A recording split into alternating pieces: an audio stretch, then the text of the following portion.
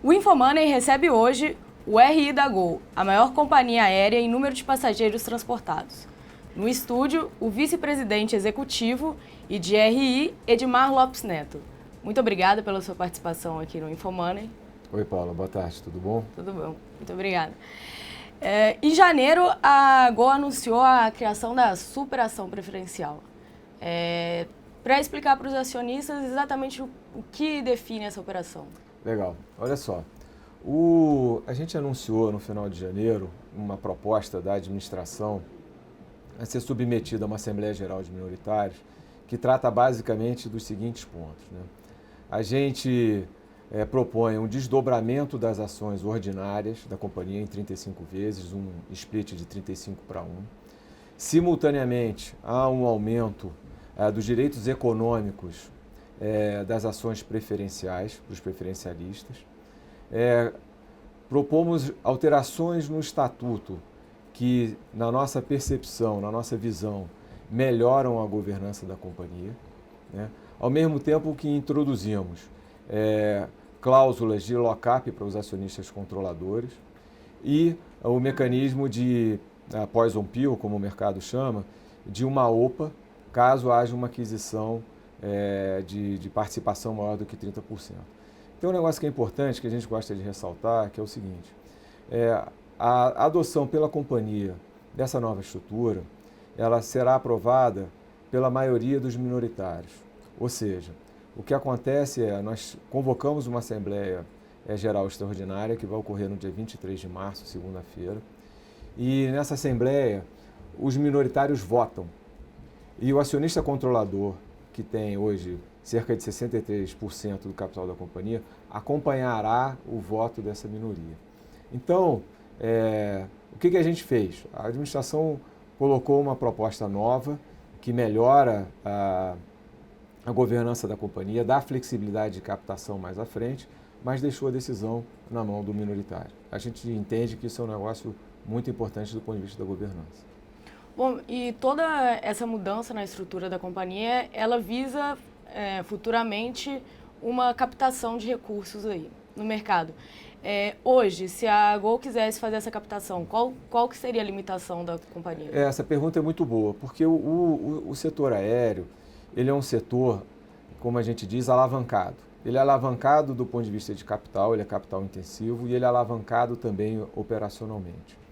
Então, do jeito que nós estamos hoje, ou seja, atendendo o Código Brasileiro da Aeronáutica e a Lei das SAs no Brasil com algumas limitações, isso se reflete numa desvantagem competitiva da Gol em relação aos seus principais concorrentes na região.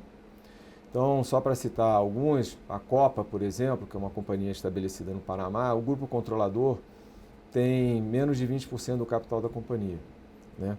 Quando a gente olha para os concorrentes nossos aqui no Brasil, também acontece isso, ou seja, você tem controle com participações acionárias inferiores a 50%. Então, hoje da Gol é 63%. Então, o que acontece? Quando você olha para frente, nós temos uma limitação frente a essa concorrência. Em estabelecendo essa nova estrutura, o que vai acontecer? Nós vamos poder fazer follow-ons, ou seja, captar recursos no mercado de bolsa, nós vamos poder fazer atividades de fusão e aquisição, porque a flexibilidade vai nos permitir fazer isso, como também poderemos fazer private placements, né? Colocações privadas. Isso tudo sem depender da saúde financeira do acionista controlador para a manutenção dos planos de expansão da companhia. Essa que é a mensagem que a gente gostaria de passar também. A gente olha a companhia e a companhia tem planos de crescimento, né? E a gente não pode ficar dependendo da saúde financeira de um grupo para continuar com esses planos. Então, acreditamos que o que a gente está colocando é muito positivo para o curto, para o médio e para o longo prazo da companhia.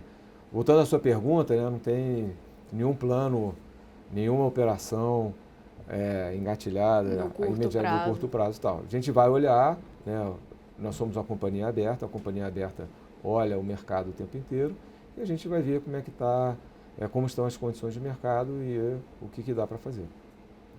Oi, e entre um dos passos dessa nova estrutura, está lá a OPA de 30% da companhia. Defina melhor esse passo. Essa questão é muito boa, tá, Paulo? O que acontece?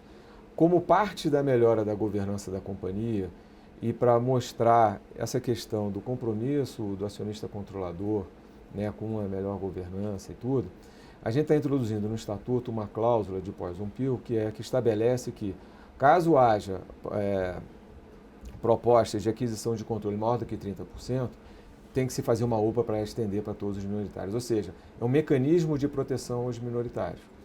Então, na nossa percepção, de novo, né, nossa avaliação é de que nós estamos colocando uma estrutura que permite capitalizar a companhia no longo prazo e estamos melhorando a governança, dando mais direitos aos acionistas preferencialistas ou minoritários. E isso não significa que uma OPA virá em breve também? Não, também não, absolutamente. Uhum. E quanto que a companhia pretende levantar de recursos, se levantar? Olha, quando a gente anunciou a operação, a possibilidade era de 70 bilhões de reais.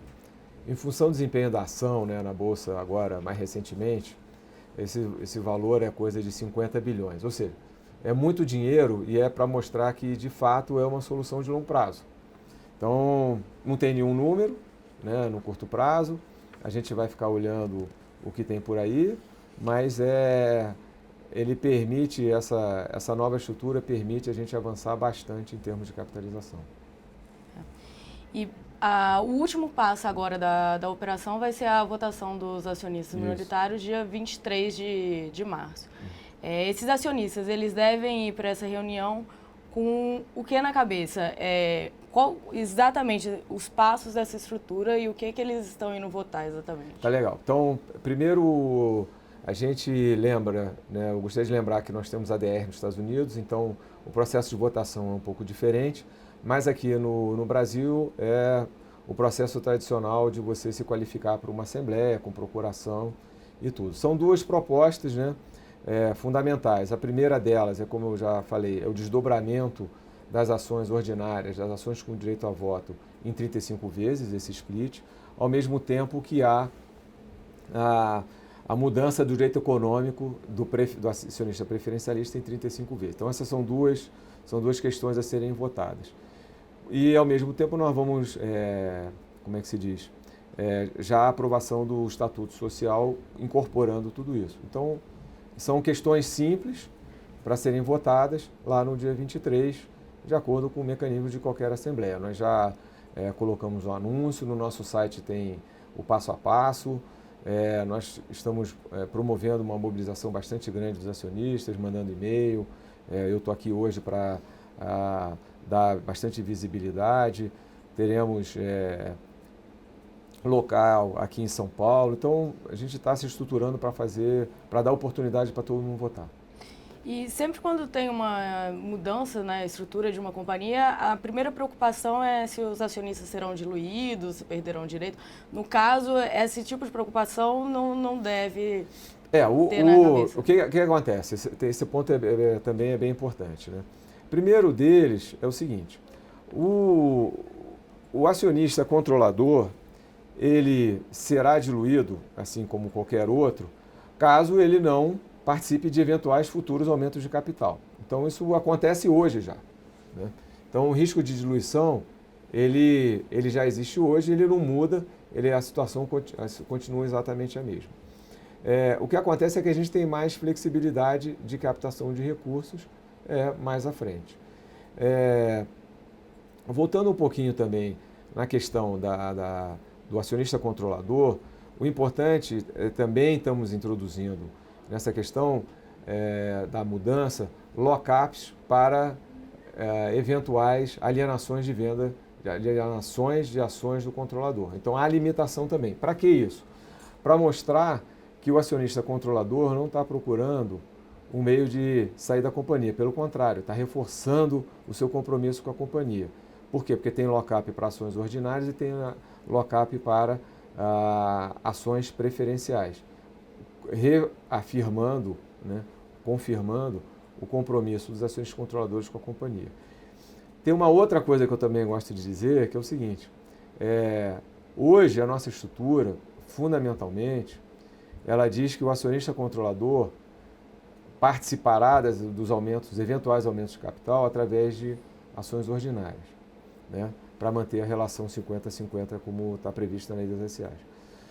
Com a nova estrutura, o acionista controlador poderá participar de eventuais aumentos de capital, mas não necessariamente através de ordinárias, ele pode participar na totalidade como preferenciais. Então isso de novo dá mais flexibilidade para a companhia mais à frente. Então não é obrigatório, para deixar bem claro, que haverá uma diluição do acionista controlador, bem como de qualquer outro. A gente está criando uma nova camada de flexibilidade para os acionistas de uma maneira em geral.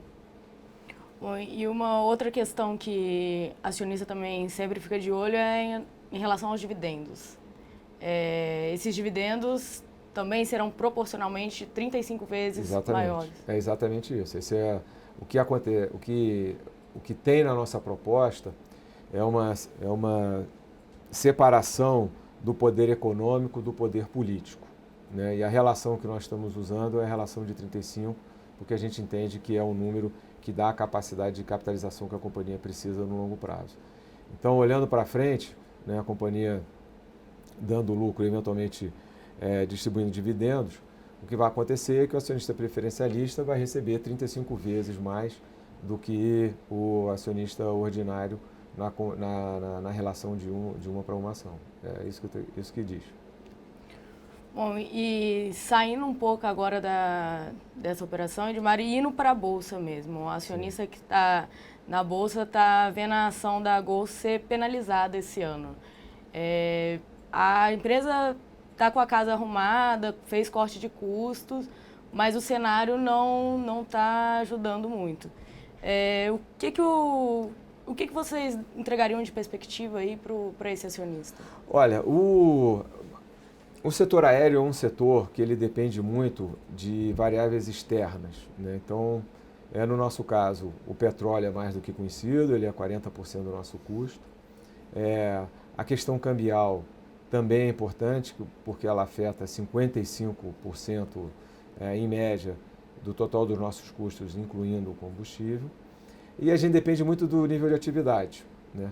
Então você pega isso tudo e transforma e vê o que está acontecendo hoje, você vê que gera um grau de incerteza muito grande sobre o que vai acontecer no curto e médio prazo, tá? Então, o que acontece é as ações de companhias aéreas elas acabam sendo penalizadas nesse cenário, ou seja, o petróleo já teve mais baixo, né, ele teve alto, desceu bastante ao final do ano passado e ele já subiu esse ano coisa de 15%, 20%. O câmbio não é novidade para ninguém aqui no Brasil, o real está sofrendo uma pressão, né? Então, não faz muito tempo a gente estava falando de dólar a 2,35, 2,40. Está batendo há um mês, reais, há um mês atrás estava 2,50 e hoje nós estamos falando de um nível patamar de 3. Isso afeta o desempenho da companhia aérea, sem dúvida. Além disso tudo, você tem, nesse momento, você tem ainda um cenário Brasil que precisa ser melhor entendido e desenhado, né? Então, os números de PIB têm sido revisados constantemente para baixo e isso afeta a demanda. Então, pressão de custos e uma incerteza sobre a demanda acaba penalizando a companhia aérea naquilo que diz respeito ao seu potencial de desempenho daqui para frente. No nosso caso, ele é bem... A gente entende a situação de maneira muito clara. Nós iniciamos um processo de reestruturação alguns anos atrás, né, em 2012. Nós temos um plano, o plano é levar a companhia de volta à rentabilidade, a ter lucro.